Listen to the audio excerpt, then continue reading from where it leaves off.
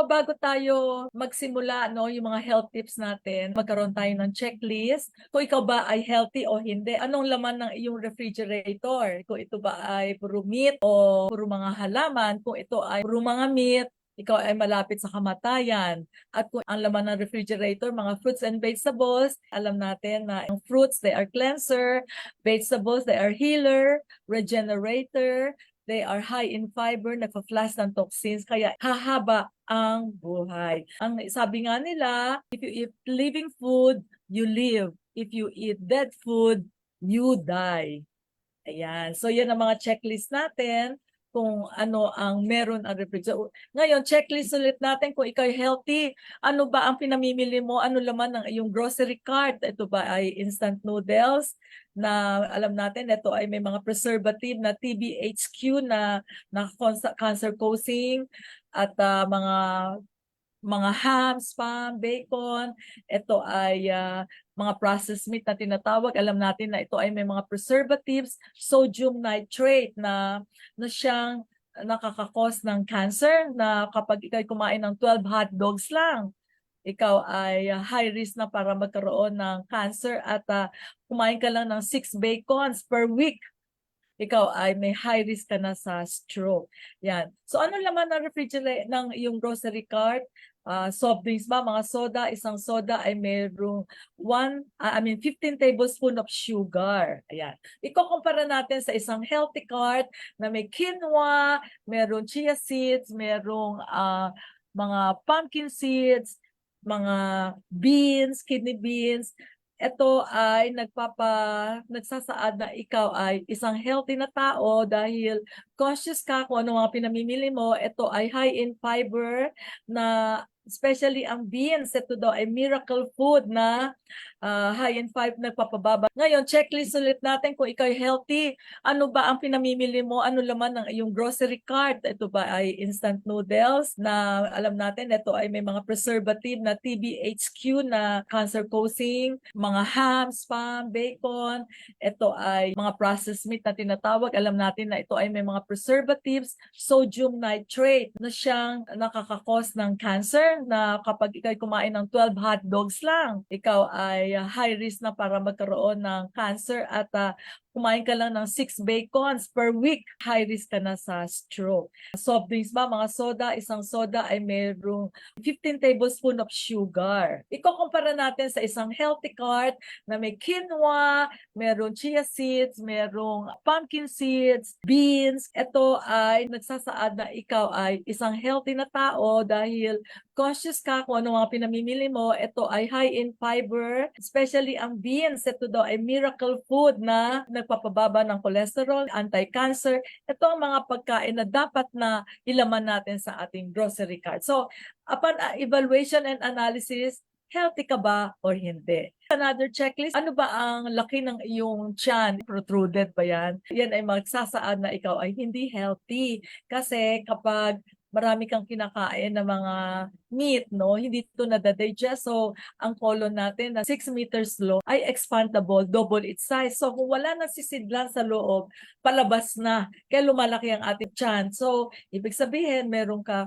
toxic overload, at eventually yung toxin na yon ay magkakaroon ng acid formation sa ating katawan, magbabahayan ng maraming fungus, parasites, trillions of bacteria, at eventually magbe-breakdown ito sa isang malubhang sakit. So nagsisimula sa malaking mga tiyan. Nakakatulog ka ba o hindi? Kung ikaw hindi nakakapagkatulog dahil puro aray ka, syempre hindi ka healthy. Ikaw ay balisa, baling-baling dahil marami kang iniindang sakit. O ibig sabihin pag ikaw hindi nakakatulog, ang ating filtering organs na kidney and liver ay walang time para maka-recharge.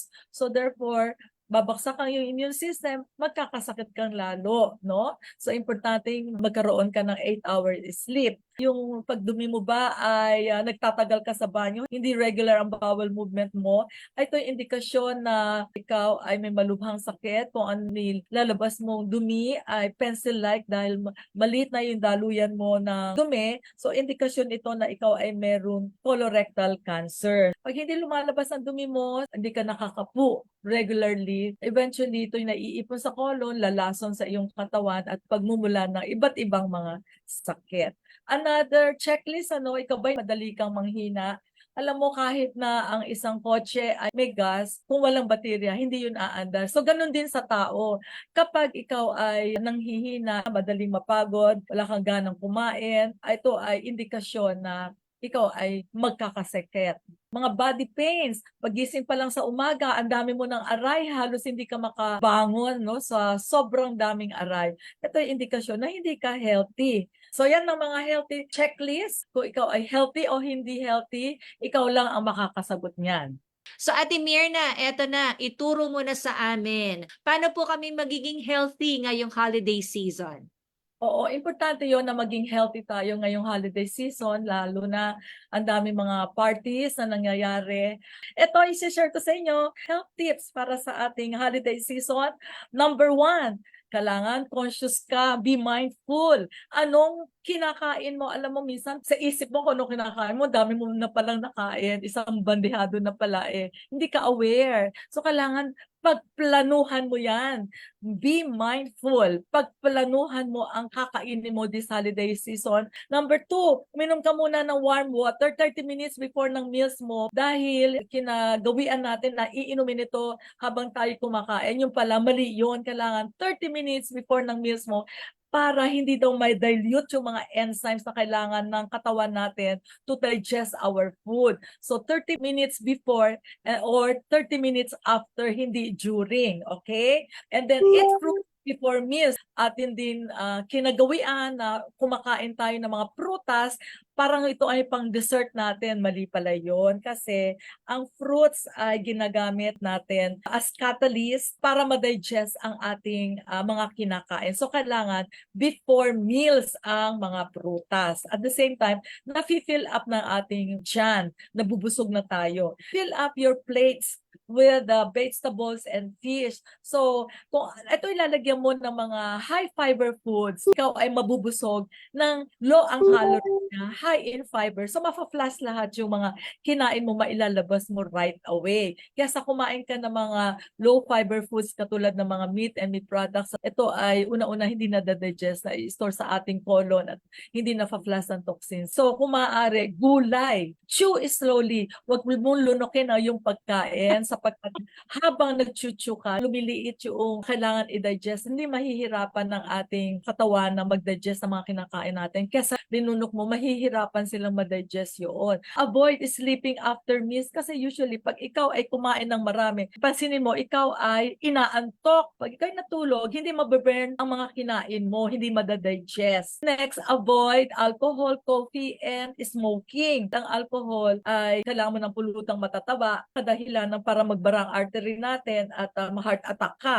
Ang cigarette naman, ninanaro niya ang blood vessels natin, kinoconstrict niya. So, hindi matutunaw mga pagkain na kinain mo. Ang coffee naman, nagdo-double ang production ng acid, kadahilanan na hindi ma-digest na naman ng mga pagkain natin. So, i-avoid natin ito after meals. Of course, sa being mindful or conscious of what you are going to eat, isa dito ay instead na ang soft drinks ang inumin mo, uminom ka na lang ng water dahil ang tubig ay walang calories. Ang isang can of soft drinks ay may 15 tablespoons of sugar.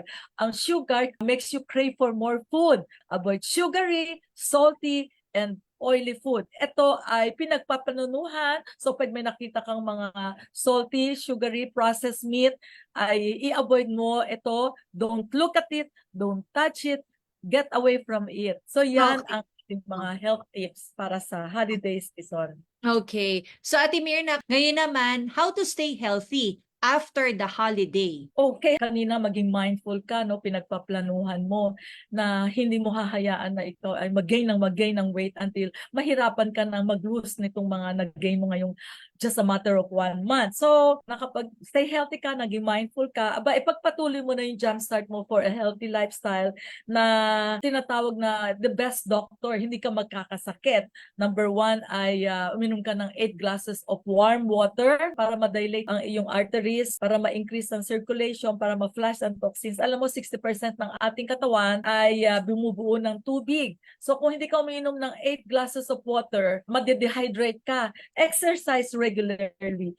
If you stop moving, you die. Lakad-lakad ka lang. Kahit na mag 4,000 steps ka lang a day, pwede na yun. Basta gumalaw ka ng gumalaw. Best doctor pala ito kasi mag-i-improve ang digestion mo at mababurn ang mga calories mo, madidecrease ang mga inflammation mo sa katawan mo, mag-i-improve ang iyong mood. Pag ikaw laging depressed, magkakasakit ka. Pero kung ikaw ay laging joyful, laughter is the best medicine. Ito yung mga best doctors natin. Sunshine. Anong meron sa sunshine ay vitamin D.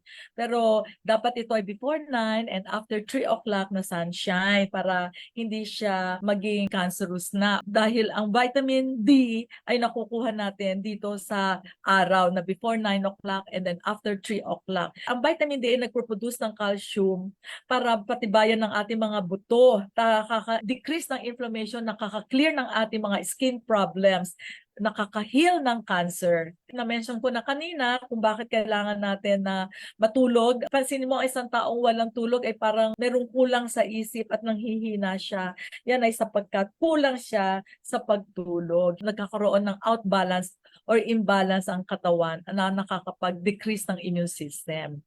Ang next natin ay making the right food choices. 99% ng sakit ay dahil sa poor eating habits, mga wrong choices, matataba, maaalat, mga ganyang oily. So kailangan ang i-choose mo something that is alive. You cannot fix your health if you don't fix your diet. Last but not the least, itong intermittent fasting na tinatawag, 14 hours or 16 hours, 6 p.m. di ka nakakain hanggang 8 o'clock. Bilang ka, that is 14 hours or hanggang 10 o'clock, that is 16 hours. Halimbawa, dami natin kinain ngayong holiday season, mag-intermittent fasting. So during that time, 14 hours or 16 hours, hindi ka kakain. Anong mangyayari? Nakakaroon ng time, maka-recharge ang mga organs mo, mag-gain back mo yung energy mo, lumakas ka muli, or else tuloy-tuloy ang pagka-bloated mo, pagka-increase ang cravings mo, tuloy-tuloy ang pagtaba mo. Whereas ito, nare-recharge, nababurn ng mga calories na kinakain mo. So after the holiday season,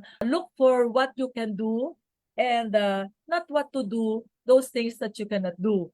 Ang ibig sabihin, kung anong kaya mo magsimula ka kasi yung some simple steps, small steps will give you a big rewards. Detoxify your body regularly. Kapag kasi ang basura sa katawan ay hindi mo inilabas na store sa ating colon, ito ay pagbabahayan ng trillions of bacteria, magiging acidic ang environment, parang isang baradong lababo, hindi mo na siya magagamit in the future. Mauuwi ito sa maraming mga sakit, sari-saring mga sakit. So itong premise, a clean colon creates a healthy body. A dirty colon creates a sick body. So with a clean colon, all metabolic diseases will go away.